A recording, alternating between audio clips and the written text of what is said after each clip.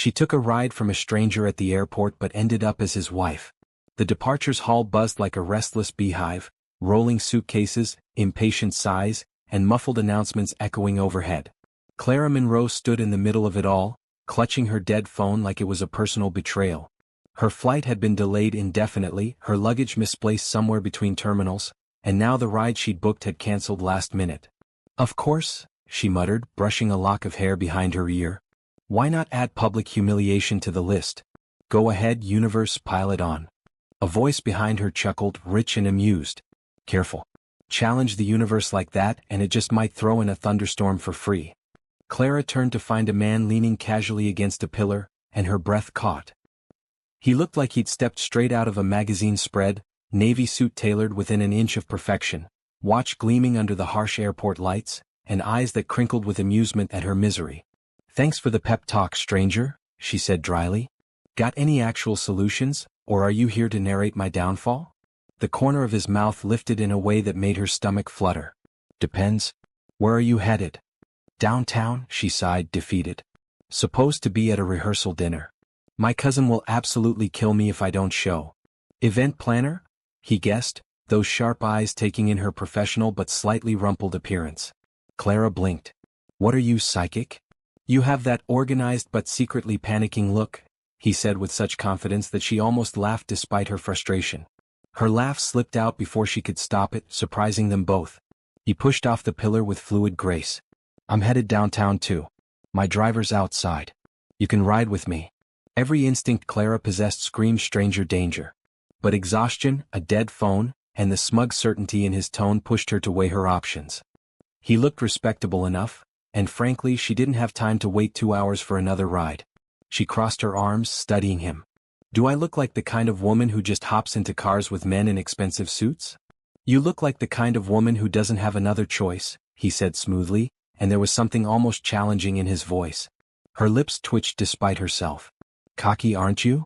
Confident, he corrected, and the distinction felt important somehow. There's a difference. Clara found herself following him outside before she'd consciously made the decision. The car waiting at the curb was sleek, black, and far too luxurious for her comfort zone. She slid in, hugging her bag protectively, while he settled beside her with an ease that made her both suspicious and oddly breathless. So, she said as the driver pulled smoothly into traffic, do you pick up stranded women at airports often, or am I special? You're special, he said without hesitation, and something in his tone made her pulse quicken. Clara snorted, trying to ignore the way her heart had skipped. Smooth. I wasn't trying to be. He glanced at her, and for a moment his polished facade slipped, revealing something more genuine underneath. Most people avoid eye contact these days. Too busy, too self-absorbed. You, on the other hand, looked the universe straight in the face and called it out. That takes nerve. Her heart did a strange little flip, which she promptly tried to ignore. So you're saying you gave me a ride because I cursed the heavens loud enough? Exactly. He smirked, and she realized she was staring at his mouth. It was inspiring. She rolled her eyes, but she was fighting a smile. You're impossible. So I've been told. The city lights blurred past the windows as they talked. About nothing. About everything. He had this way of listening that made her feel like the only person in the world, and when he laughed at her stories about wedding planning disasters, the sound sent warmth shooting through her veins. You never told me what you do, Clara said as they neared downtown, suddenly reluctant for this strange interlude to end. Business, he said vaguely. Boring stuff. Numbers and meetings and people who take themselves too seriously. Ah, one of those mysterious businessman types. She grinned. Let me guess. You have a corner office with floor-to-ceiling windows and a secretary who brings you coffee in delicate china cups. His laugh was genuine this time, caught off guard. Close. Though Margaret prefers executive assistant, and she'd probably throw the china at my head if I suggested she fetch coffee. Smart woman. The smartest. By the time they reached downtown, Clara found herself oddly reluctant to leave. There was something about him, not just the obvious good looks or the expensive suit, but the way he listened, the dry humor, the surprising warmth beneath his composed surface. Thanks for the lift, she said as she gathered her things, acutely aware of how her fingers brushed his when he handed her bag. I'd say I owe you one, but something tells me you're not the type who accepts IOUs. True, he said, then paused as she opened the door. Name's Adrian. Clara, she replied, stepping out into the cool evening air. Clara? He repeated like he was testing how it sounded. Safe travels, Clara. They parted ways like two ships crossing at sea, brief, unexpected, and unlikely to meet again. Or so she thought. Welcome back to Mr. Ashbourne Golden Narratives, where love stories come alive. To my incredible subscribers, thank you for making this channel a place where romance thrives and hearts connect. If you're new here, you're about to witness a love story so unexpected, so beautifully chaotic, that it will restore your faith in destiny itself. I promise you would love this one, so please watch till end so you don't miss out. Clara spent the next days thinking about Adrian, the stranger with the knowing smile and the way he'd said her name like it mattered. She told herself it was ridiculous. He was clearly out of her league, probably married to some socialite with perfect hair and a trust fund. But every time she closed her eyes, she saw those amused eyes and heard that low chuckle. Please, Clara. I need someone to help coordinate everything. Just keep people moving and make sure the champagne keeps flowing. You don't even need to know names, just herd people and look professional. Clara Monroe found herself backstage at the most extravagant ballroom she'd ever seen, juggling bouquets while Marissa barked instructions like a drill sergeant. Hold this, no, not like that. Lower. And keep the bridesmaids moving, please. Clara rolled her eyes but did as told. Remind me why I agreed to this again? Because you love me, Marissa said sweetly, darting past with a headset on. And because you owe me after I covered for you last Thanksgiving. Clara muttered under her breath but focused on her tasks. She wasn't an event planner, she was just the desperate cousin filling in. All she'd been told was to keep things running smoothly, and that's exactly what she intended to do. Which was why, 15 minutes before the ceremony, she was too busy adjusting veils and wrangling flower girls to notice the name on the programs. Clara, stop daydreaming and move the flowers to stage left, Marissa hissed, shoving an enormous bouquet into her hands. And for heaven's sake, try to look like you know what you're doing. Clara stumbled slightly under the weight of the elaborate arrangement, muttering something less than charitable about her cousin's management style. She was exhausted, her feet ached in the borrowed heels, and she still had no idea whose wedding this actually was. Marissa had been so frantic about the details that she'd forgotten to mention the minor detail of the couple's identities. Just another obscenely rich couple tying the knot, Clara had assumed, watching the endless parade of crystal and gold being wheeled past. She turned toward the altar, bouquet in hand, ready to arrange the flowers according to Marissa's increasingly specific demands, and froze. Standing at the altar in a perfectly tailored tuxedo that made him look like every woman's dream was Adrian. Or Adrian. Well, not hers obviously, but the stranger from the airport 3 days ago who'd rescued her from travel disaster and made her laugh until her cheeks hurt. Clara's jaw dropped. The bouquet slipped from her numb fingers, petals scattering across the marble floor like confetti. Oh, you've got to be kidding me, she breathed. As if sensing her stare across the vast ballroom, Adrian looked up from his conversation with the officiant. Their eyes locked and recognition flickered across his handsome features, followed by something that looked dangerously close to amusement. Even from this distance she could practically hear his thoughts. Of course you're here. Clara's cheeks burned with embarrassment. She quickly bent to gather the scattered flowers, her mind racing. This was insane. She wasn't supposed to know the groom. She was just background staff, a last-minute replacement who was supposed to blend into the woodwork. Clara. Marissa's sharp voice cut through her panic. What are you doing on the floor? Get up. We have a wedding in 15 minutes. Marissa, Clara managed, still staring at Adrian, who was now smirking in that insufferably confident way she remembered. Whose wedding is this exactly? Adrian Hale and Lila Whitmore, obviously. Where have you been? It's been all over the society pages for months. Marissa paused, following Clara's gaze. Why are you looking at the groom like you've seen a ghost? Before Clara could answer, chaos erupted. A bridesmaid burst through the doors, her face pale and her hands shaking. She's gone, she announced to the room at large. The bride Lila, she's gone. The bridal suite exploded into hysteria. Bridesmaids started shrieking, Marissa began cursing into her headset, gasps echoed through the room. One bridesmaid started sobbing dramatically. Another began frantically calling numbers on her phone. The chaos was deafening, but through it all, Clara found herself looking toward the corner where Adrian stood. He was reading a small note, and the stillness in his posture was somehow more devastating than any outburst would have been. His jaw was tight, his shoulders rigid, but his face was carefully blank. She loved someone else, he said quietly, like he was testing the words, trying to understand them. She's always loved someone else. Something twisted painfully in Clara's chest. This wasn't the confident, composed man who'd rescued her at the airport. This was someone who'd just been humiliated in the worst possible way, in front of hundreds of guests and who knew how many cameras. The wedding coordinator was in full panic mode. We need to tell the guests something. Say she fainted. Tell them it's nerves. Maybe she'll come back. We can stall for time. No. Adrian's voice cut through the frantic suggestions like a blade. I don't want lies. But Mr. Hale, the coordinator pleaded, the press is out there, the society photographers, your business associates. I said no lies, Adrian repeated, and there was steel in his voice that made everyone fall silent. Clara stood awkwardly to the side, feeling like an intruder in this private moment of devastation. She should leave. She should slip out quietly and let these people handle their crisis. But something about the set of Adrian's shoulders, the way he held himself so rigidly controlled, made her heart ache. And then, before her brain could stop her mouth, she blurted out the first thing that crossed her mind. Well, at least your tuxedo won't go to waste. The room went dead silent. Every eye turned to her, and Clara immediately clapped a hand over her mouth in horror. Oh God, she whispered through her fingers. Did I say that out loud? Adrian's gaze snapped to her, sharp and intense. What did you just say? Clara's mouth moved faster than her brain, the way it always did when she was nervous. I just meant, you've got a room full of people out there, photographers waiting, and if the bride isn't going to marry you, maybe, she swallowed hard, realizing what she was about to suggest. Maybe someone else should. The staring intensified. Marissa hissed her name in warning. The wedding coordinator looked like she might faint. Adrian, however, tilted his head with something that might have been intrigue. Someone else? Like you? Clara nearly choked on her own saliva. What?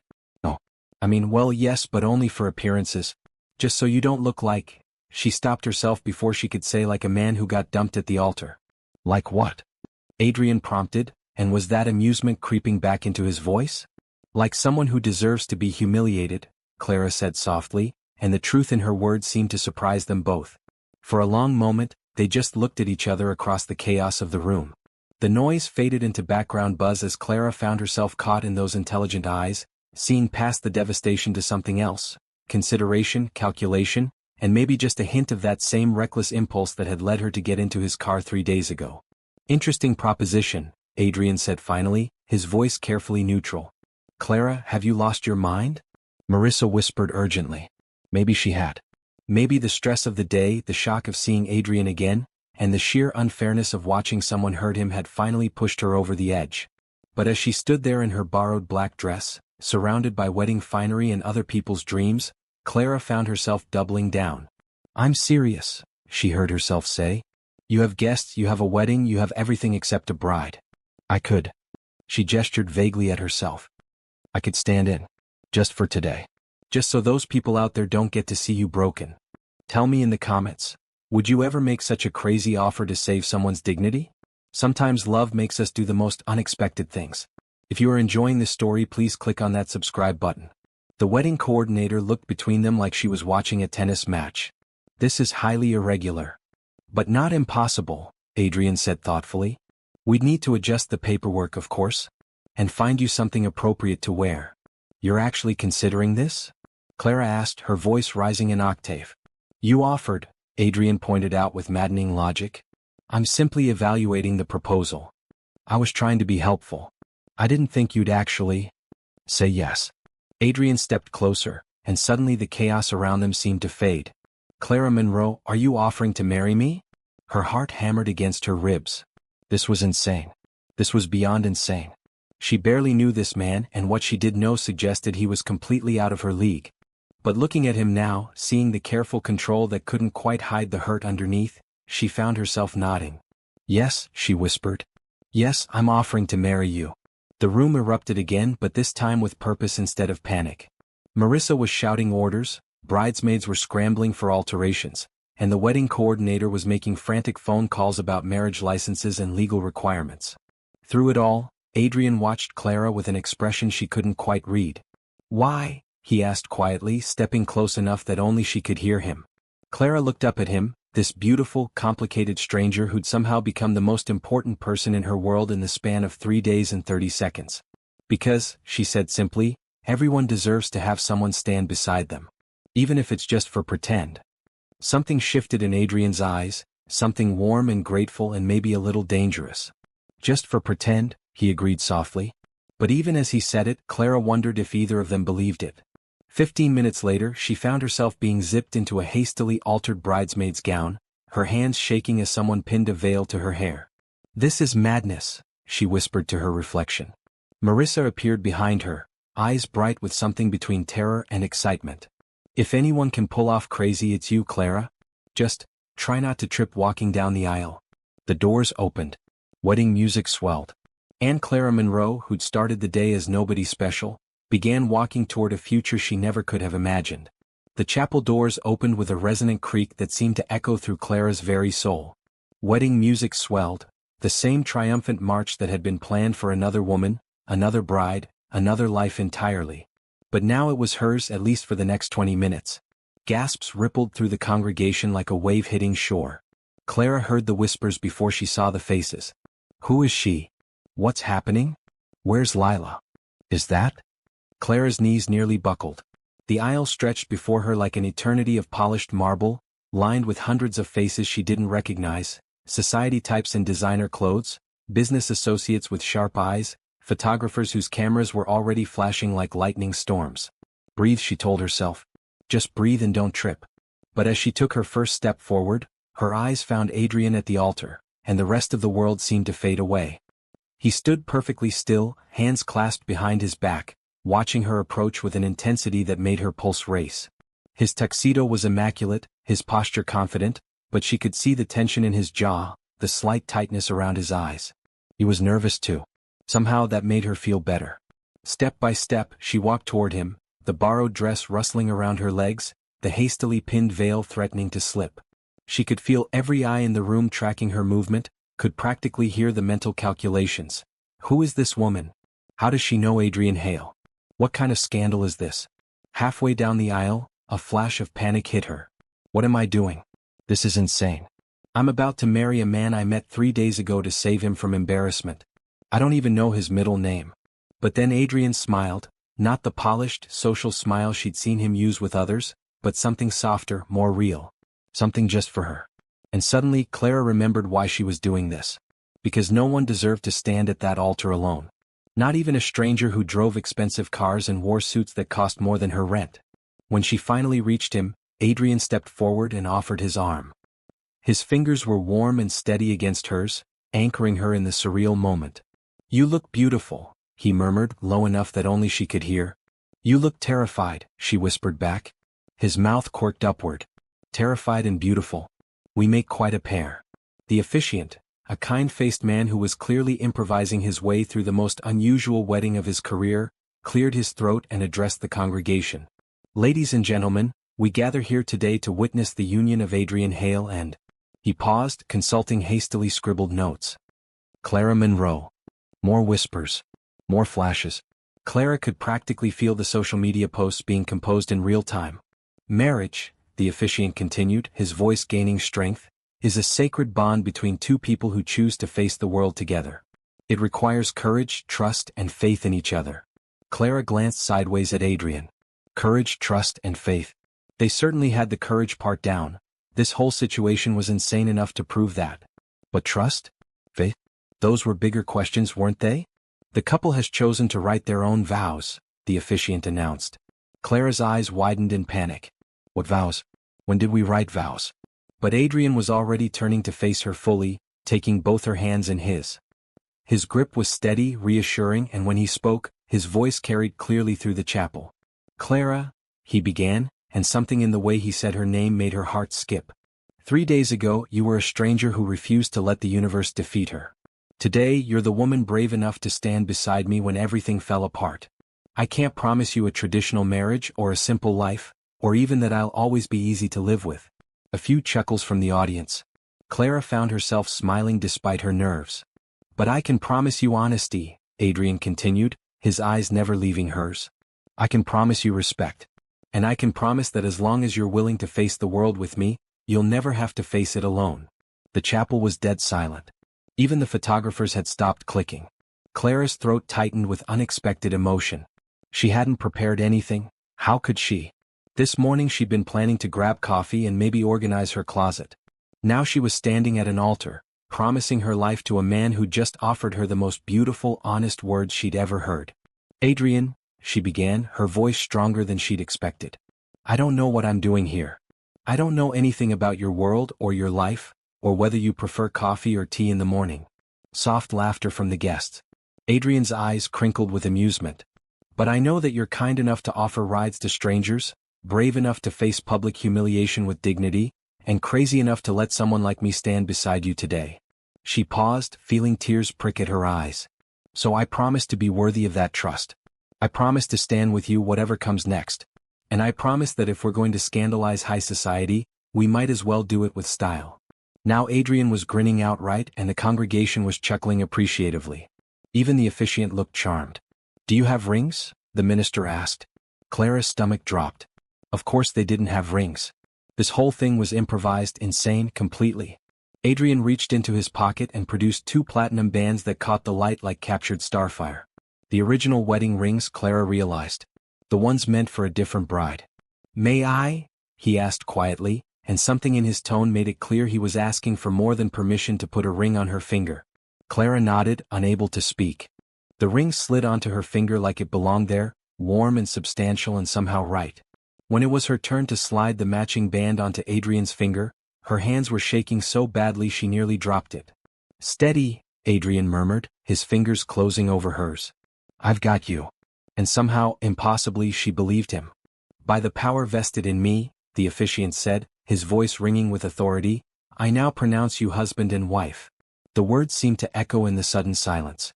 Clara stared up at Adrian, the reality of what they'd just done hitting her like a freight train. They were married. Actually, legally, officially married.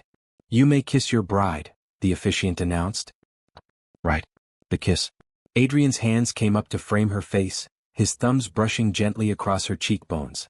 "Is this okay?" he asked so quietly only she could hear. Clara's heart was hammering so hard she was sure everyone could hear it. "Yes," she whispered. When his lips touched hers, every rational thought fled her mind. This was supposed to be for show, a performance for the cameras, a pretty ending to their improvised ceremony. But the moment Adrian's mouth moved against hers, soft and warm and surprisingly tender, Clara felt something shift deep in her chest.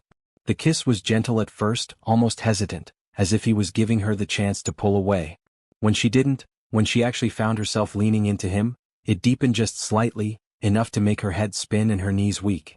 When they finally broke apart, the chapel erupted in applause and cheers. Rice was thrown despite the indoor setting, cameras flashed like strobe lights, and someone started playing the recessional march. But Clara barely heard any of it. She was too busy staring into Adrian's eyes, seeing her own shock and confusion reflected there. "Well," he said finally, his voice slightly hoarse. "That was..." "Yeah," Clara agreed breathlessly. "It really was. If you just witnessed the most unexpected wedding of the century, smash that like button. Sometimes the most beautiful love stories start with the craziest decisions." As they walked back down the aisle together, Clara caught glimpses of the guests' faces. Some shocked, some delighted, some clearly already composing gossip for tomorrow's society pages. But through it all, Adrian's hand in hers was steady and warm, anchoring her to this impossible reality. They were married. She was Mrs. Adrian Hale. And she had absolutely no idea what happened next. But as they reached the chapel doors and Adrian squeezed her hand gently, Clara realized something that should have terrified her but somehow didn't. She was excited to find out. The doors closed behind them, muffling the continued celebration and chaos within. In the sudden quiet of the antechamber, Clara and Adrian stood facing each other, still in their wedding clothes, still wearing their rings, still trying to process what they'd just done. "So," Clara said finally, smoothing down her borrowed dress, "I guess we should probably talk about what happens now." Adrian's smile was wry, but there was something else there too, something that looked dangerously like anticipation. "I suppose we should," he agreed. "After all, Mrs. Hale, we have the rest of our lives to figure out." The next morning, Clara woke up in a bed that probably cost more than her entire apartment's annual rent. She blinked at the gilded ceiling, then at the velvet curtains, then at the impossibly soft Egyptian cotton sheets tangled around her legs. "Oh no. No. This is not my life," she muttered, burying her face in a pillow that smelled like expensive lavender and regret. "Unfortunately it is," came a dry voice from the doorway. Clara yelped and sat up so fast she nearly gave herself whiplash. Adrian leaned against the doorframe, looking criminally composed for a man who'd been publicly abandoned at the altar less than 24 hours ago. His suit was perfect, his hair impeccably styled, his expression annoyingly calm. "Do you ever look normal?" Clara blurted, then immediately regretted it. He raised an eyebrow. "Define normal." "You know, messy. Human. Like you had a bad night's sleep and ate cold pizza for breakfast." "Cold pizza is a crime against humanity," he said smoothly, walking into the room with predatory grace. "And I don't have bad nights of sleep." Clara groaned, flopping back onto the bed. "Unbelievable. I've married a robot." "A very wealthy robot," Adrian corrected, settling into the armchair across from the bed with practiced ease. "We need to establish some ground rules." Clara peeked at him from under the covers. "Ground rules? For what, exactly? A marriage?" She nearly choked on the word. "Yes. You may have noticed that we are now legally bound." Clara sat up, waving her hands frantically. "That was supposed to be a publicity stunt, Adrian. I thought you'd annul it immediately." Adrian tilted his head, studying her with those unnervingly intelligent eyes. "If I do that, the press will destroy both of us. The narrative is much cleaner if we maintain this arrangement. Temporarily." Clara's stomach dropped like a stone. "So you want me to keep pretending to be your wife?" "Precisely." She stared at him. "This is insane." "You've said that several times in the past 24 hours, Adrian observed with maddening calm. "Because it keeps getting more insane." Clara scrambled out of bed, pacing the ridiculously opulent bedroom in the oversized silk pajamas someone had left for her. "Adrian, I don't know how to be a society wife. I don't know which fork to use for the fish course, or how to make small talk about yacht maintenance, or whatever it is people in your world do." "You'll learn," he said with infuriating confidence. Clara spun to face him. "What if I don't want to learn? What if I want to go back to my normal life where the biggest decision I make is whether to get almond milk or oat milk in my coffee?" Adrian was quiet for a long moment, his expression unreadable. When he spoke, his voice was softer than she'd heard it before. "Clara, yesterday you saved me from the most humiliating moment of my life. You stood beside me when you had every reason to run. The least I can do is make sure this arrangement benefits you too." "Benefits me how?" He leaned forward slightly. "Financial security, social connections, access to opportunities you'd never have otherwise." He paused. "And protection from the media circus that's about to descend on your life whether you like it or not." As if summoned by his words, Clara's phone buzzed with notification after notification. Text messages, missed calls, social media alerts. Her stomach churned as she scrolled through the headlines that were already appearing. "Mystery bride saves Hale wedding." "Who is Clara Monroe?" "Billionaire's shocking altar switch." "Oh God," she whispered. "This is really happening." "It's already happened," Adrian said gently. "The question now is how we handle it." Clara sank onto the edge of the bed, phone trembling in her hands. "What exactly are you proposing?" 6 months, Adrian said without hesitation. 6 months of marriage, during which we present a united front to the public. You'll attend events with me, we'll be seen together, we'll give the impression of a whirlwind romance that led to an impulsive but genuine marriage. And after 6 months? Quiet divorce. Irreconcilable differences. We'll remain on good terms, I'll ensure you're financially comfortable, and we both move on with our lives. Clara studied his face, looking for any hint of what he was really thinking. Why 6 months specifically? Long enough to establish credibility, short enough to avoid complications. Something in the way he said complications made her pulse quicken. What kind of complications? Adrian's gaze flicked to hers, then away. The kind that happen when two people spend too much time pretending to be something they're not. Have you ever wondered what it would be like to step into someone else's world completely? Sometimes the biggest adventures start with the smallest yes. The following days blurred together in a whirlwind of activity that left Clara feeling like she'd been caught in a very expensive tornado. Adrian's assistant, the formidable Margaret, who did indeed prefer her title and absolutely would have thrown china at anyone who suggested she fetch coffee, appeared with schedules, wardrobe consultants, and a crash course in how to be a Hale. Posture, Margaret commanded during one particularly brutal etiquette session. "You're not carrying groceries, Mrs. Hale. You're gliding." "I don't glide," Clara protested. "I walk. Sometimes I stumble. Occasionally I trip over flat surfaces." "Not anymore," Margaret said firmly. "Now you glide." The clothes alone were overwhelming. Clara's entire wardrobe had been professionally assessed and deemed charming but insufficient. Designers arrived with garment bags and measuring tapes, creating a collection that made her feel like she was playing dress-up in someone else's life. "I look ridiculous," Clara said, staring at herself in a mirror while wearing a cocktail dress that cost more than her car. "You look like Mrs. Adrian Hale," the stylist corrected. "There's a difference." But it was the public appearances that truly tested Clara's nerves. The first event, a charity gala for children's literacy, required her to stand beside Adrian and smile while cameras flashed and society reporters asked increasingly personal questions. "How did you two meet?" one particularly persistent journalist inquired. Clara's mind went blank. They hadn't prepared for this. What was she supposed to say? "Oh, I met him when my ride canceled and he took pity on me?" "Fate," Adrian said smoothly, his hand finding the small of her back. "Sometimes the universe has plans you never see coming." Clara looked up at him, surprised by the warmth in his voice. He was looking down at her with such convincing affection that for a moment, she almost believed it herself. "And the wedding was so sudden," another reporter pressed. "Was it love at first sight?" "It was recognition at first sight," Clara heard herself say, the words coming from somewhere she didn't recognize. "Sometimes you meet someone and you just know." Adrian's hand pressed slightly against her back, and when she glanced at him, something flickered in his eyes that made her breath catch. Later, in the car ride home, they sat in companionable silence for several blocks before Adrian spoke. "You're a natural at this," he said. "At lying, you mean? At making people believe what they want to believe." He paused. "There's a difference." Clara turned to study his profile in the dim light of the passing street lamps. "Is that what we're doing? Making people believe what they want to believe? Isn't it?" She wasn't sure how to answer that. Because somewhere between the etiquette lessons and the designer dresses and the way Adrian looked at her when cameras were watching, Clara was starting to lose track of what was real and what was performance. At home, and when had she started thinking of Adrian's mansion as home? They fell into an oddly domestic routine. Adrian worked in his study until late, emerging for dinner with papers in hand and that slight furrow between his brows that appeared when he was concentrating. Clara explored the ridiculous house, read books from his extensive library, and tried to process the surreal turn her life had taken. "Do you always work this late?" she asked one evening, finding him hunched over his desk at nearly midnight. Adrian looked up, blinking in surprise. "Usually later," he admitted.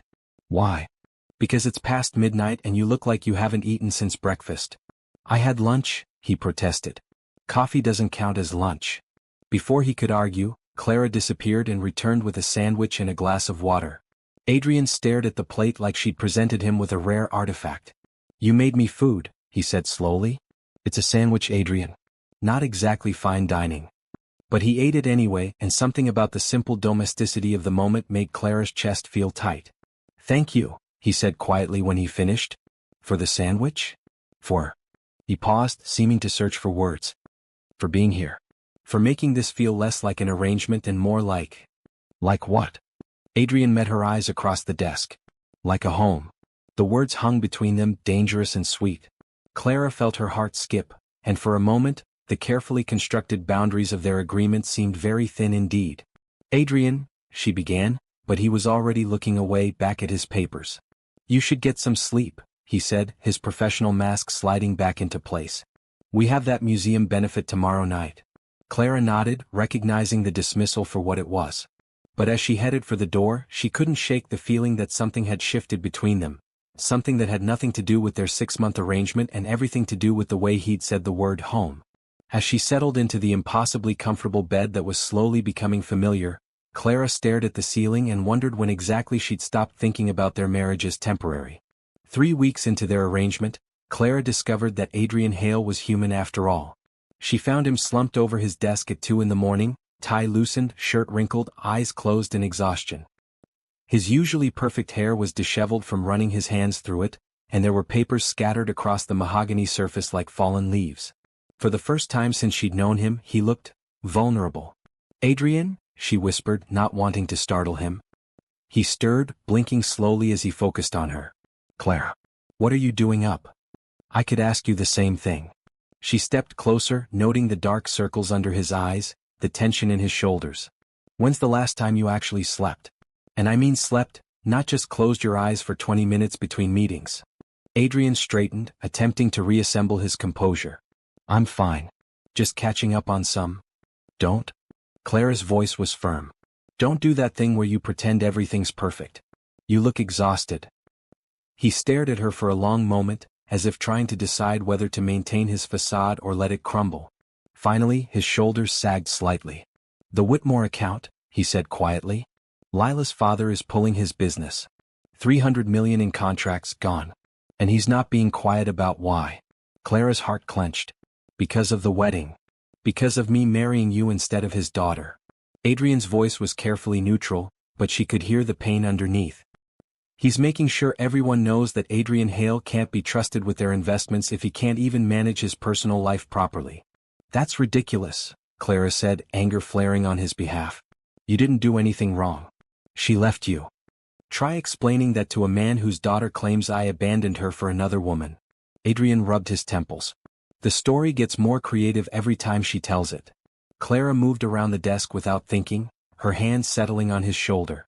The contact seemed to surprise them both, but he didn't pull away. I'm sorry, she said softly. This is my fault. If I hadn't suggested. No.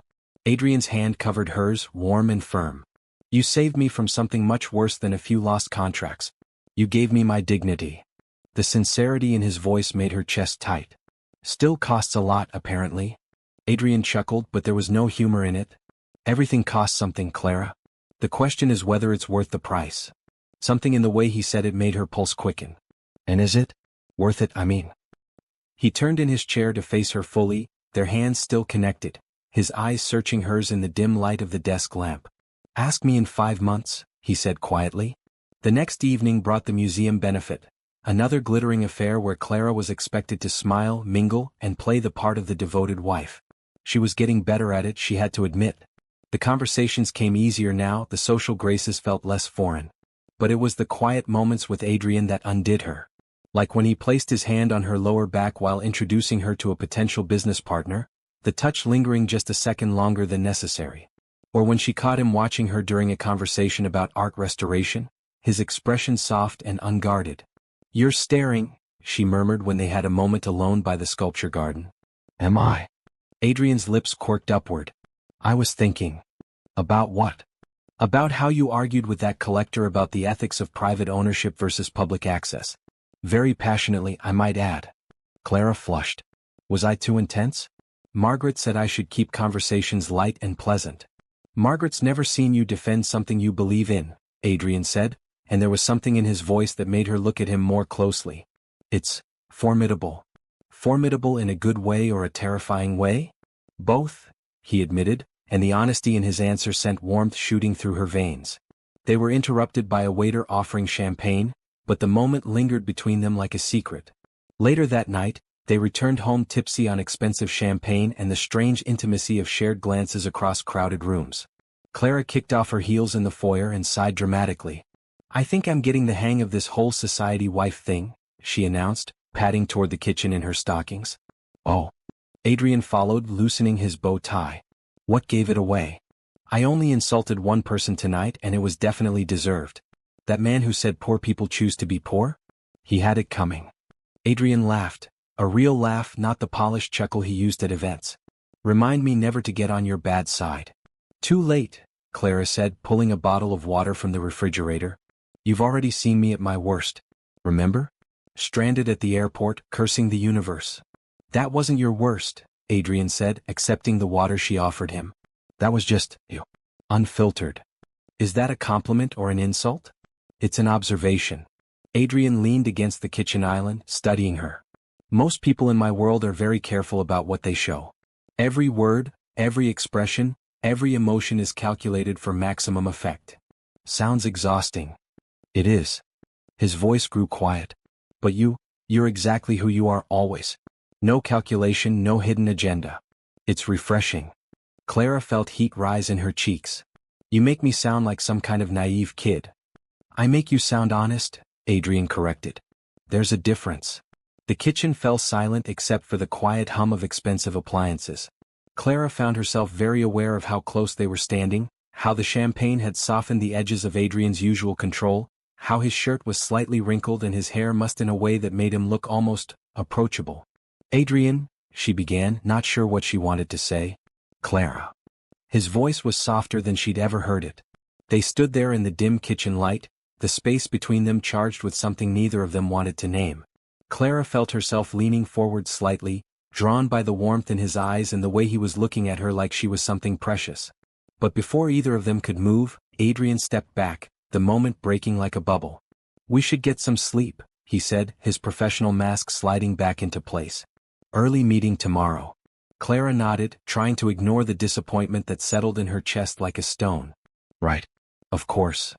As they headed upstairs together, maintaining careful distance, Clara couldn't shake the feeling that they'd almost crossed a line they weren't supposed to cross. The problem was she was no longer sure she wanted to stay on the safe side of it. The breaking point came a week later, at what should have been a routine charity luncheon. Clara was making polite conversation with a group of society wives when she overheard a snippet of conversation from the next table. "Obviously a gold digger. I mean really, who else would marry someone after their fiancé abandoned them? I heard she was working as a waitress when he met her. Can you imagine? Adrian Hale and a waitress? Well, she'll get a nice settlement when he comes to his senses. These rebound marriages never last." Clara's hand tightened on her water glass. She developed a thick skin for gossip over the past month, but something about the dismissive cruelty in their voices made her blood boil. "You know what I heard?" she said loudly enough for both tables to hear. The conversation stopped. "I heard that women who spend their afternoons gossiping about other people's marriages probably aren't getting enough attention in their own." Gasp. Shocked silence. Several faces turned red. Clara stood gracefully, channeling every etiquette lesson Margaret had drilled into her. "Excuse me, ladies. I should get back to my husband. He's probably wondering where his gold-digging waitress wife has gotten to." She walked away with her head high, leaving behind a table of stunned socialites and probably enough scandal to fuel the gossip mill for weeks. Adrian found her on the museum steps outside, breathing heavily and fighting back tears of rage. "I heard what happened in there," he said quietly, sitting beside her on the marble steps. "I probably just made everything worse for you," Clara said, staring at her hands. "Margaret's going to have my head. And your PR team will probably want to fire me." "Clara. I know I'm supposed to smile and nod and let them say whatever they want, but they were just so." "Clara." Adrian's voice was firm enough to cut through her spiral. "Look at me." She turned to meet his eyes, expecting to see disappointment or frustration. Instead, she found something that looked remarkably like pride. "No one," he said clearly, "has ever defended me like that before. They were being horrible about both of us. They were. And you could have ignored it, smiled politely, and maintained the perfect society wife facade. Adrian reached over and took her hand. Instead, you chose to fight for us. For this." He gestured between them. "Even though it's supposed to be fake." The word fake hung between them like a challenge. Clara felt her heart pounding as she searched his face. "Adrian," she whispered, "how much of this is still fake for you?" His thumb brushed across her knuckles, and when he spoke, his voice was rough with honesty. "Less and less every day." The admission hung in the air between them, dangerous and thrilling and terrifying all at once. Clara felt like she was standing on the edge of a cliff, looking down at a fall that would change everything. "What are we doing?" she asked softly. Adrian's eyes searched hers, and she could see the same confusion, the same longing, the same fear reflected there. "I don't know," he admitted. "But I know I don't want to stop." Clara's breath caught. 6 months had seemed like such a clear timeline when they'd started this arrangement. A beginning, a middle, an end. Clean and simple and safe. But sitting there on the museum steps with Adrian's hand in hers and the truth finally spoken between them, Clara realized that nothing about this had ever been simple. And she was no longer sure she wanted it to be safe. "So what do we do now?" she asked. Adrian squeezed her hand, and when he smiled, it was the real one, the one she'd started to treasure because it was just for her. "We figure it out," he said simply. "Together." As they sat there in the afternoon sunlight, hands intertwined and hearts laid bare, Clara couldn't help but think that maybe the best love stories were the ones that started as something else entirely. Maybe the most real feelings grew from the most artificial beginnings. And maybe, just maybe, she was about to find out exactly how real love could get. It happened on an ordinary Thursday afternoon that would forever divide Clara's life into before and after. She was halfway through an embarrassing attempt to cook pasta, a domestic gesture that felt both foreign and thrilling in Adrian's pristine kitchen, when the front door opened. "You're home early," Clara called out, wiping flour from her nose and turning with a smile that died on her lips. Because standing in the doorway, dressed in a designer coat that probably cost more than Clara's college tuition and heels that clicked like accusations against the marble floor, was Lila Whitmore, the runaway bride. Adrian's ex-fiancée. The woman who'd started this whole charade. The room tilted. Clara instinctively stepped back, clutching the wooden spoon like a weapon, her heart hammering against her ribs. "Hello," Lila purred, her voice honeyed with false sweetness. "You must be the replacement bride." "I'm Lila." Clara's mouth went dry. Up close, Lila was even more stunning than she'd appeared in the society photos. Porcelain skin, platinum blonde hair that caught the light like spun gold, and the kind of effortless elegance that came from a lifetime of privilege. "I know who you are," Clara managed, her voice steadier than she felt. Lila's smile sharpened. "How refreshing. Most people pretend they don't." The sound of footsteps in the foyer announced Adrian's arrival. Clara watched his face transform as he spotted Lila, surprise morphing into something colder, more guarded. "What are you doing here, Lila?" His voice could have frozen water. Lila turned to him with a smile that didn't reach her eyes. "I made a mistake, Adrian. I panicked. But I've had time to think and I know we belong together. You and me were meant to be." Clara felt something twist painfully in her stomach.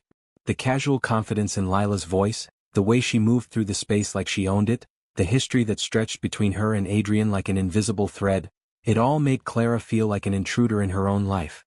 "You left me at the altar," Adrian said flatly. "In front of 300 people. There's no coming back from that." "People make mistakes when they're scared," Lila said, stepping closer to him. "I was terrified of marriage, of commitment, of changing everything we had. But I realize now that what we have is worth fighting for." Clara watched the exchange like a spectator at a tennis match, her heart sinking with each volley. Because she could see it, the shared history, the familiarity, the way they looked at each other like they were speaking a language she didn't understand. Before Adrian could respond, Lila delivered the killing blow. "Besides," she added, resting a perfectly manicured hand on her still flat stomach, "I'm pregnant." The words landed like a grenade in the pristine kitchen.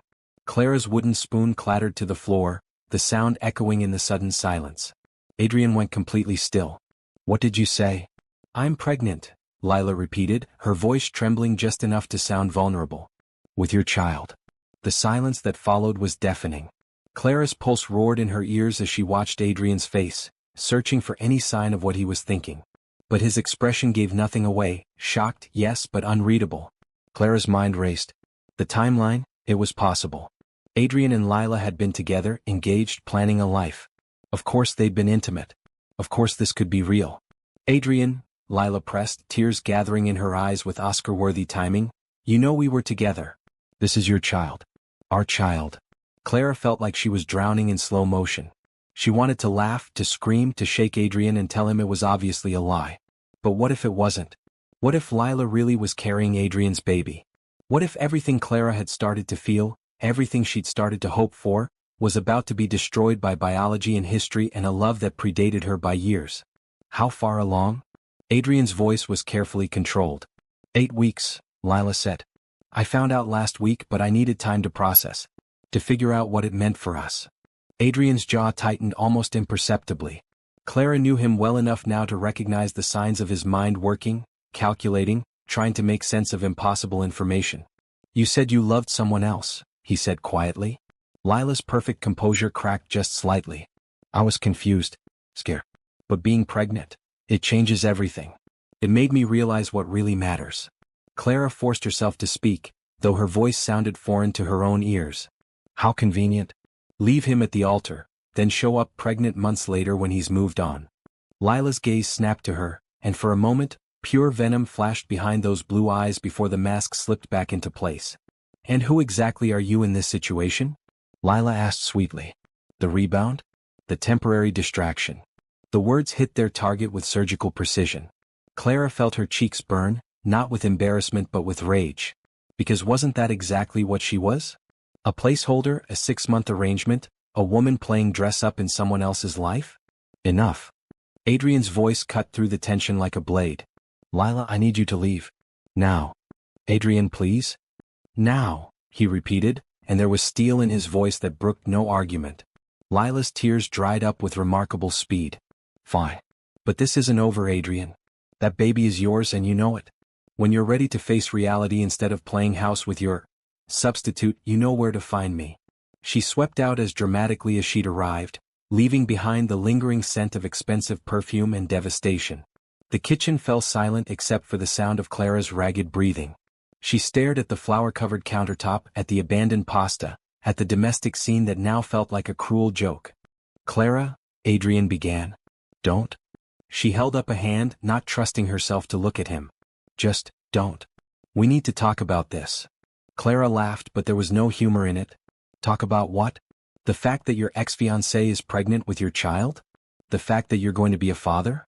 What exactly is there to discuss? Whether or not it's true, for starters." Clara finally looked at him, and the carefully controlled expression on his face made her heart ache. "You don't know?" Adrian ran a hand through his hair, destroying its perfect styling. "The timeline? It's possible. We were engaged, we were together, but..." He trailed off, frustration clear in every line of his body. "But what?" "But something feels wrong about this. The timing, the way she presented it, the fact that she waited until now to tell me." Clara wanted to believe him. She wanted to cling to his doubts like a lifeline. But the rational part of her mind, the part that had always protected her from getting too invested in things that seemed too good to be true, was screaming warnings. "Maybe," she said carefully, "it doesn't matter what feels wrong. Maybe what matters is what's real." Adrian's eyes searched hers. "And what do you think is real?" Clara took a shaky breath. "I think Lila Whitmore is beautiful, sophisticated, and from your world in ways I'll never be. I think she knows you better than I do, has history with you that I can't compete with. And I think..." Her voice broke slightly.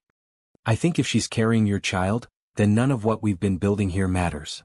"That's not true. Isn't it?" Clara's laugh was bitter. "Adrian, we've been playing house for a month.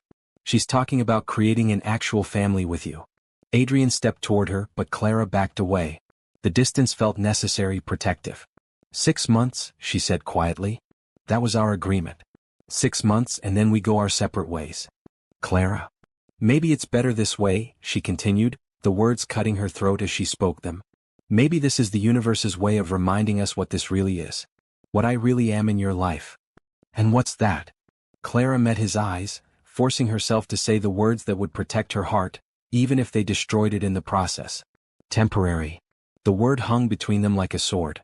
Adrian's face went carefully blank, his professional mask sliding back into place. "If that's what you think," he said quietly, "then maybe you're right." Clara nodded, though it felt like agreeing to her own execution. "I think I'll stay in the guest room tonight. Give you space to process everything."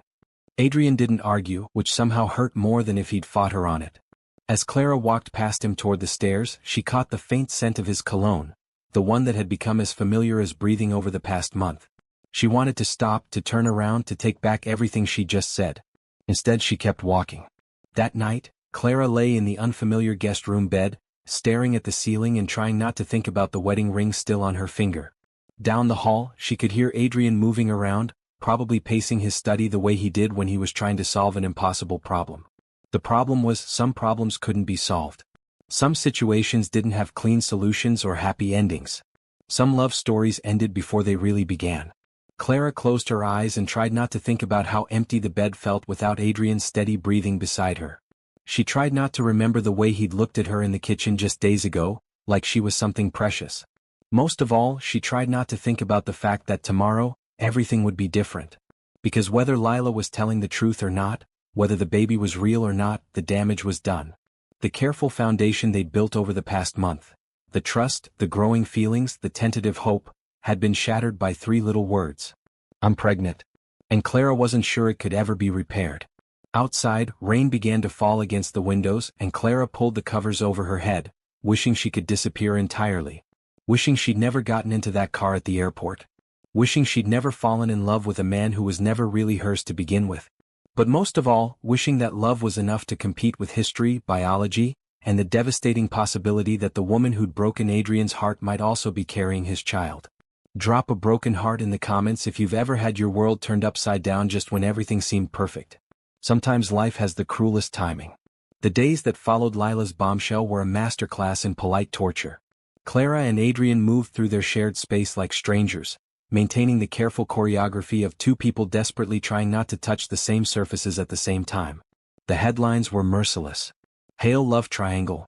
Pregnant ex returns. Which woman will billionaire choose?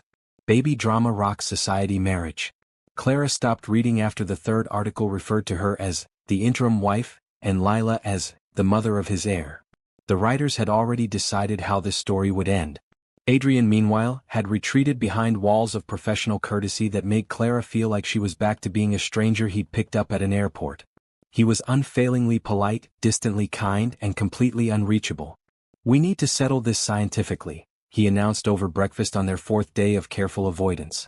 His voice was clipped, businesslike. "I've arranged for a paternity test."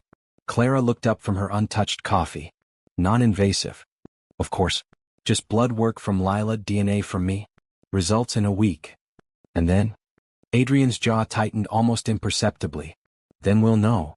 Have you ever been in a situation where a single test result could change your entire future? Sometimes the scariest part isn't getting the answer, it's waiting for it. The doctor arrived at the mansion that afternoon, carrying a sleek medical case and an air of professional discretion. Clara watched from the upstairs landing as Lila swept in wearing a flowing dress that managed to be both demure and stunning, the perfect picture of expectant motherhood. "This feels so clinical," Lila was saying to Adrian as they settled in the living room. "I hate that we've come to this. That you don't trust me." "I trust science," Adrian replied evenly. "I've learned not to trust much else." Clara's heart clenched at the weariness in his voice. She started to retreat to her room. This wasn't her moment, wasn't her business, but Lila's next words stopped her cold. "You know, Adrian, I understand why you needed this." Lila gestured vaguely in the direction of the stairs, clearly aware of Clara's presence. "A rebound, something to fill the void I left. But we both know what's real here. Do we?" Adrian's voice was dangerously quiet. "I'm carrying your child," Lila said with the confidence of someone playing a winning hand. "That trumps any temporary arrangement you might have made." The doctor cleared his throat diplomatically. "Shall we proceed with the samples?" Clara fled to her room before she could hear Adrian's response. She spent the next hour pacing, trying not to think about the casual cruelty in Lila's voice, the way she dismissed Clara's entire existence as a temporary arrangement. The worst part was that she wasn't wrong. "Clara," Adrian began. "Don't." She held up a hand, not trusting herself to look at him. "Just, don't. We need to talk about this." Clara laughed, but there was no humor in it. "Talk about what?" "The fact that your ex-fiancée is pregnant with your child? The fact that you're going to be a father? What exactly is there to discuss? Whether or not it's true, for starters." Clara finally looked at him, and the carefully controlled expression on his face made her heart ache. "You don't know?" Adrian ran a hand through his hair, destroying its perfect styling. "The timeline, it's possible. We were engaged, we were together, but..." He trailed off, frustration clear in every line of his body. "But what?" "But something feels wrong about this. The timing, the way she presented it, the fact that she waited until now to tell me." Clara wanted to believe him. She wanted to cling to his doubts like a lifeline. But the rational part of her mind, the part that had always protected her from getting too invested in things that seemed too good to be true, was screaming warnings. "Maybe," she said carefully, "it doesn't matter what feels wrong. Maybe what matters is what's real." Adrian's eyes searched hers. "And what do you think is real?" Clara took a shaky breath. "I think Lila Whitmore is beautiful, sophisticated, and from your world in ways I'll never be. I think she knows you better than I do, has history with you that I can't compete with. And I think..." Her voice broke slightly. "I think if she's carrying your child, then none of what we've been building here matters." "That's not true. Isn't it?" Clara's laugh was bitter. "Adrian, we've been playing house for a month. She's talking about creating an actual family with you." Adrian stepped toward her, but Clara backed away. The distance felt necessary, protective. 6 months, she said quietly. "That was our agreement. 6 months and then we go our separate ways." "Clara. Maybe it's better this way," she continued, the words cutting her throat as she spoke them. "Maybe this is the universe's way of reminding us what this really is. What I really am in your life." "And what's that?" Clara met his eyes, forcing herself to say the words that would protect her heart, even if they destroyed it in the process. "Temporary." The word hung between them like a sword. Adrian's face went carefully blank, his professional mask sliding back into place. "If that's what you think," he said quietly, "then maybe you're right." Clara nodded, though it felt like agreeing to her own execution. I think I'll stay in the guest room tonight. Give you space to process everything. Adrian didn't argue, which somehow hurt more than if he'd fought her on it. As Clara walked past him toward the stairs, she caught the faint scent of his cologne, the one that had become as familiar as breathing over the past month. She wanted to stop, to turn around, to take back everything she'd just said. Instead she kept walking. That night, Clara lay in the unfamiliar guest room bed, staring at the ceiling and trying not to think about the wedding ring still on her finger. Down the hall, she could hear Adrian moving around, probably pacing his study the way he did when he was trying to solve an impossible problem. The problem was, some problems couldn't be solved. Some situations didn't have clean solutions or happy endings. Some love stories ended before they really began. Clara closed her eyes and tried not to think about how empty the bed felt without Adrian's steady breathing beside her. She tried not to remember the way he'd looked at her in the kitchen just days ago, like she was something precious. Most of all, she tried not to think about the fact that tomorrow, everything would be different. Because whether Lila was telling the truth or not, whether the baby was real or not, the damage was done. The careful foundation they'd built over the past month, the trust, the growing feelings, the tentative hope, had been shattered by 3 little words. I'm pregnant. And Clara wasn't sure it could ever be repaired. Outside, rain began to fall against the windows, and Clara pulled the covers over her head, wishing she could disappear entirely. Wishing she'd never gotten into that car at the airport. Wishing she'd never fallen in love with a man who was never really hers to begin with. But most of all, wishing that love was enough to compete with history, biology, and the devastating possibility that the woman who'd broken Adrian's heart might also be carrying his child. Drop a broken heart in the comments if you've ever had your world turned upside down just when everything seemed perfect. Sometimes life has the cruelest timing. The days that followed Lila's bombshell were a masterclass in polite torture. Clara and Adrian moved through their shared space like strangers, maintaining the careful choreography of 2 people desperately trying not to touch the same surfaces at the same time. The headlines were merciless. Hail love triangle, pregnant ex returns. Which woman will billionaire choose? Baby drama rocks society marriage.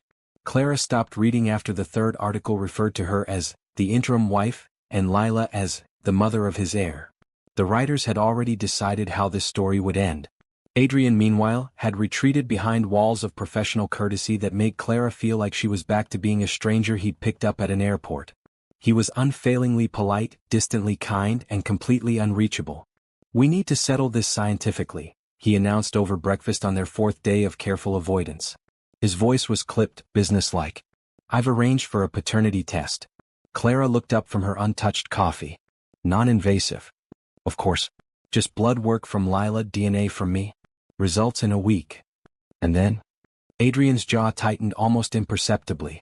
Then we'll know. Have you ever been in a situation where a single test result could change your entire future?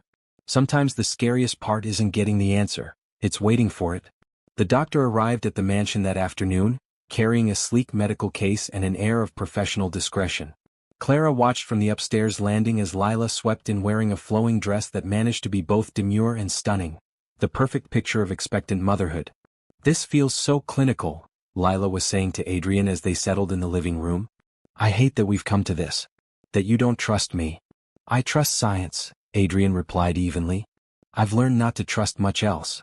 Clara's heart clenched at the weariness in his voice. She started to retreat to her room. This wasn't her moment, wasn't her business, but Lila's next words stopped her cold. You know, Adrian, I understand why you needed this. Lila gestured vaguely in the direction of the stairs, clearly aware of Clara's presence. A rebound, something to fill the void I left. But we both know what's real here. Do we? Adrian's voice was dangerously quiet. I'm carrying your child, Lila said with the confidence of someone playing a winning hand.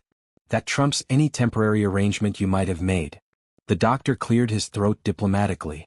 Shall we proceed with the samples? Clara fled to her room before she could hear Adrian's response. She spent the next hour pacing, trying not to think about the casual cruelty in Lila's voice, the way she dismissed Clara's entire existence as a temporary arrangement. The worst part was that she wasn't wrong. Later that evening, Clara found Adrian in his study, staring out the window at the city lights below. He looked older somehow, worn down by the weight of impossible choices. How did it go? She asked softly. Straightforward. Results next week. He didn't turn around. Lila's staying at the Ritz until then. She wanted to wait here, but I thought that would be complicated. Complicated, Clara repeated. That's one word for it. Adrian finally turned to face her, and the distance in his eyes made her chest ache. Clara, we should probably discuss what happens if the baby is yours? He nodded, his expression carefully neutral. Clara had spent days preparing for this conversation, but the words still felt like swallowing glass. If it's yours, then you need to do what's right. For the child. And what do you think that is? The question hung between them, loaded with implications neither of them wanted to voice. Clara thought about the child, innocent, deserving of a father, a family, stability. She thought about Lila, beautiful and familiar and from Adrian's world in ways Clara never could be. Most of all, she thought about Adrian, who would do the honorable thing even if it destroyed them both. I think, Clara said carefully, that a child deserves parents who are committed to being a family. Not people playing house because they signed a piece of paper. Adrian's face went carefully blank. I see. Do you? Clara stepped closer, desperate to make him understand. Adrian, if that baby is yours, you'll want to give it everything. A real family, not a fake marriage. You'll want to try again with Lila, and you should. The child deserves that chance. What about what I want? The question was so quiet Clara almost missed it. What do you want? She whispered. For a moment, Adrian's mask slipped, and she saw something raw and desperate in his eyes. But then he shuttered his expression again, stepping back into the safety of distance. It doesn't matter what I want, he said. Not anymore. The week that followed was an exercise in sustained agony. Clara attended the required social functions, smiled for the cameras, and played the role of the supportive wife while tabloids speculated about her impending divorce. At a charity lunch, she overheard two women discussing her fate with the casual cruelty of people betting on horse races. I give it another week before he sends her packing. Less than that. The moment those test results come back, she's done. Poor thing probably thought she'd won the lottery marrying him. Well, she'll get a nice settlement. That's something. Clara excused herself to the bathroom and spent 5 minutes staring at her reflection, trying to recognize the woman looking back at her. Designer dress, professional makeup, perfect hair, she looked like she belonged in this world. But the hollow look in her eyes gave her away. She was already mourning a marriage that had never been real in the first place. That night, Adrian didn't come home until after midnight. Clara heard him moving around downstairs, the soft clink of crystal that meant he was pouring himself a drink. She wanted to go to him to break through the walls they'd built between them. Instead, she lay in the guest room bed and listened to the sound of her own heart breaking. The call came on a Tuesday morning. Clara was pretending to read in the library when she heard Adrian's phone ring, heard the sharp intake of breath that meant the news had arrived. Yes, I understand, Adrian's voice carried from his study. Thank you, doctor. The silence that followed was deafening. Clara sat frozen, book clutched in her hands, waiting for her world to either shatter completely or somehow, impossibly, be restored. Footsteps in the hallway. The library door opening. Adrian stood in the doorway, his face unreadable, an envelope in his hand. The results, he said simply. Clara's heart hammered against her ribs. And? Adrian stepped into the room, closing the door behind him. When he spoke, his voice was carefully controlled. Clara, we need to talk. The words felt like a death sentence. Clara closed her eyes, bracing herself for the inevitable. Of course the baby was his. Of course this fairy tale was ending exactly as she'd known it would.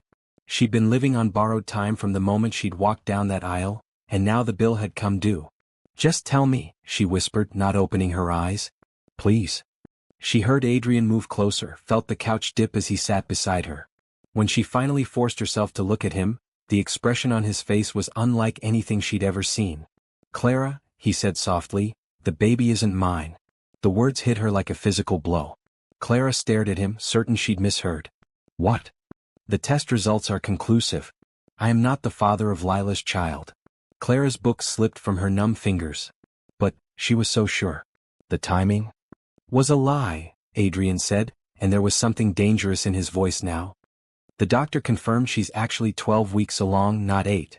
Which means she was already pregnant when she left you at the altar, Clara finished, the pieces clicking into place.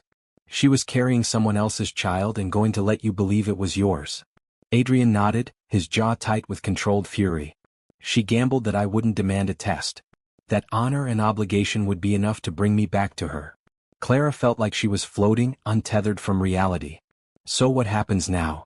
Adrian turned to face her fully, and when he spoke, his voice was rough with an emotion she couldn't quite name. Now, he said, we decide what we really want.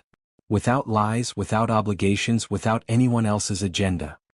He reached for her hand, his fingers warm and steady against hers. Clara, for the first time since this all began, it's just us. Just what we choose to build together. Clara stared down at their joined hands, hardly daring to breathe. And what do you want to build? Adrian's thumb brushed across her knuckles, and when she met his eyes, she saw no masks, no distance, no careful control. Just love, pure and simple and terrifyingly real. Everything, he said quietly. I want to build everything with you. The confrontation with Lila happened that same afternoon, and Clara insisted on being there for it. You don't need to witness this, Adrian said as they waited in the living room for Lila to arrive. Yes, I do, Clara replied firmly. She tried to destroy us with a lie. I want to see her face when the truth comes out. When Lila swept in wearing a flowing maternity dress and a victorious smile, she looked like a woman coming to claim her prize.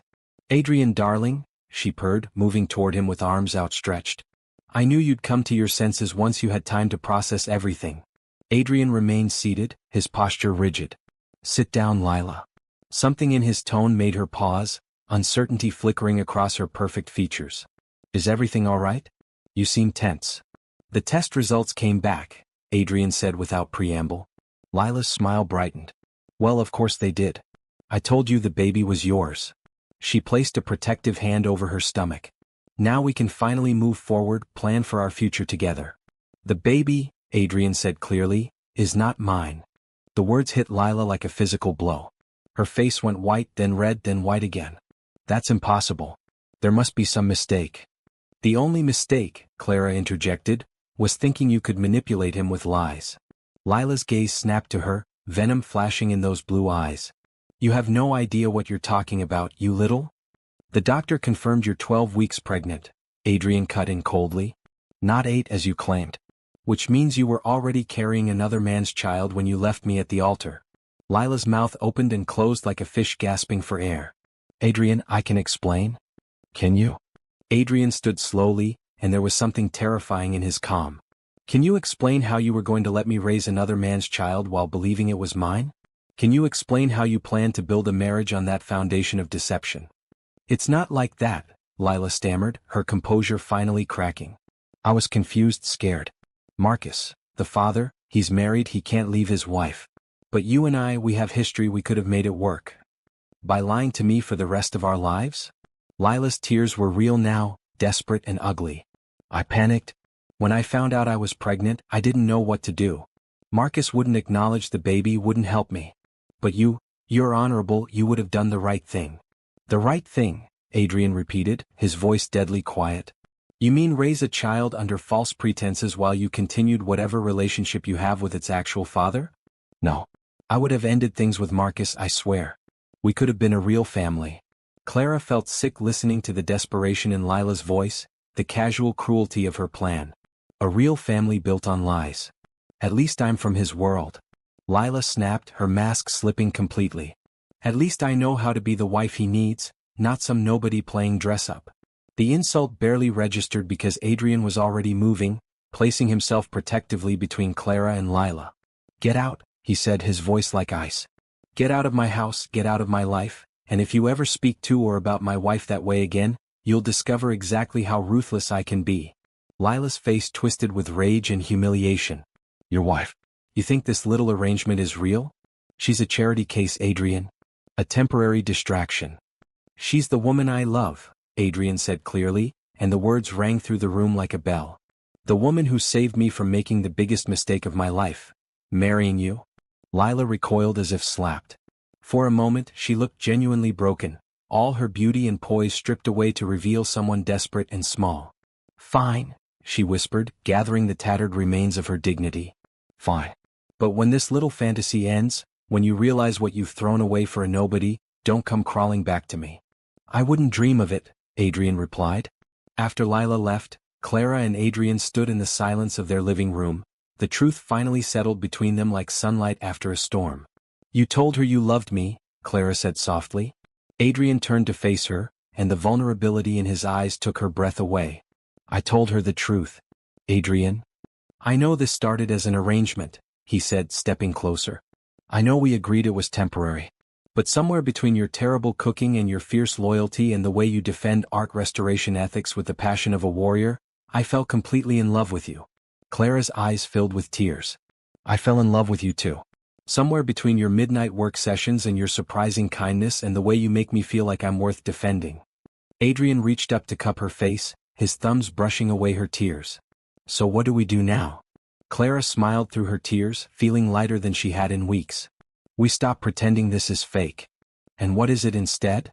Real, Clara whispered. Terrifyingly, wonderfully real.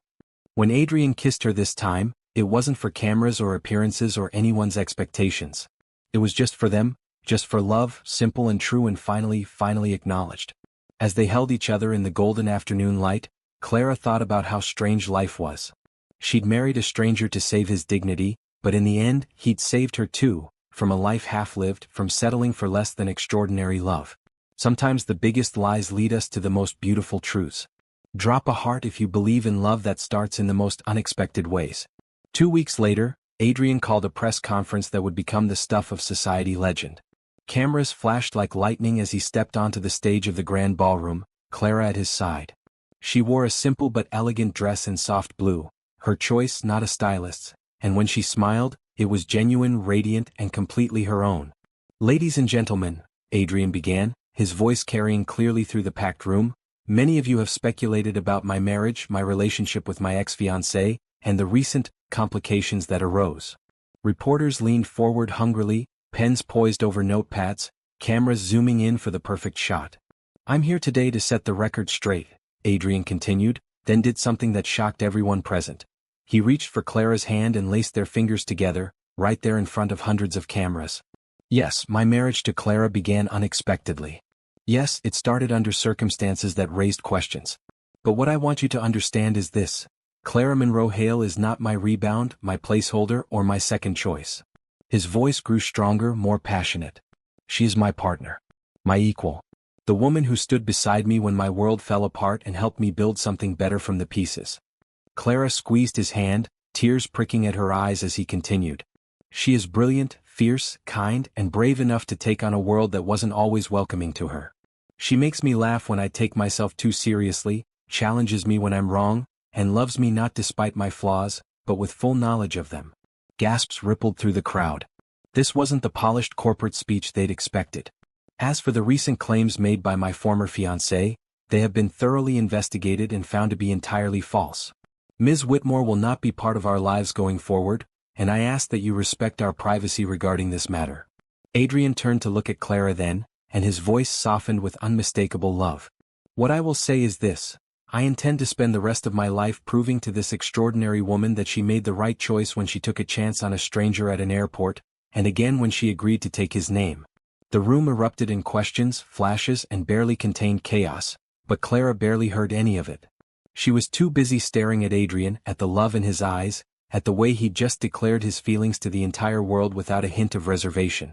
Any regrets? She whispered as they left the stage together. Adrian's smile was soft and real and entirely hers. Only that it took me so long to realize what I had. 6 months later, Clara found herself in that same impossibly luxurious kitchen, but this time she wasn't alone in her cooking disaster. Adrian stood beside her, sleeves rolled up, hair mussed, and a streak of flour across his cheek as he attempted to flip what could generously be called pancakes. You're terrible at this, Clara laughed, watching another pancake land half on the pan, half on the stove. I'm an investment genius, Adrian protested, grinning at her. Surely that translates to breakfast foods. Apparently not. Clara hip-checked him away from the stove, taking over before he could destroy anything else. Good thing I didn't marry you for your culinary skills. Adrian's arms came around her waist from behind, his chin resting on her shoulder as she rescued their breakfast. What did you marry me for? Clara leaned back against his chest, feeling his warmth, his strength, his absolute certainty that this was where they both belonged.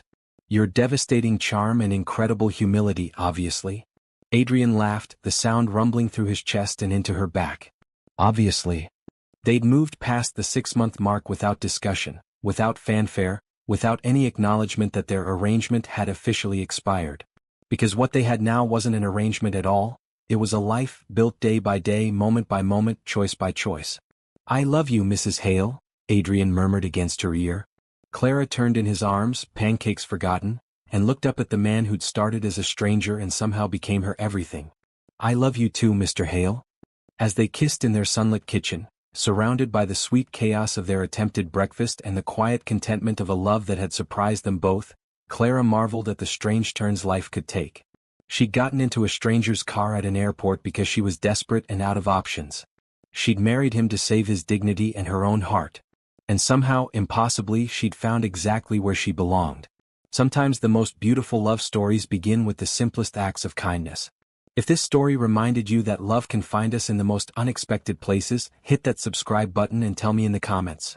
What's the most spontaneous thing you've ever done for love? Don't forget to like this video and share it with someone who believes in fairy tale endings that start with ordinary moments. Because sometimes the best adventures begin when we say yes to the unknown. Until next time, keep believing in love stories that surprise you.